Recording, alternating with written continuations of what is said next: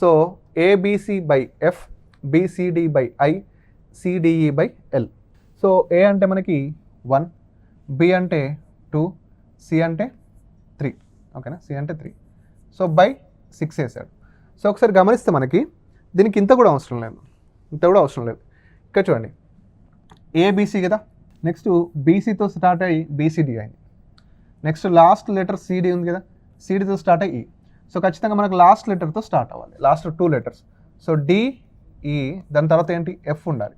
So DEF ఎక్కడ ఉందో చూస్తే సరిపోతుంది. సో డిఎఫ్ ఫస్ట్ దాంట్లో ఉంది, సెకండ్ దాంట్లో ఉంది, థర్డ్ దాంట్లో లేదు, ఫోర్త్ దాంట్లో కూడా ఉంది.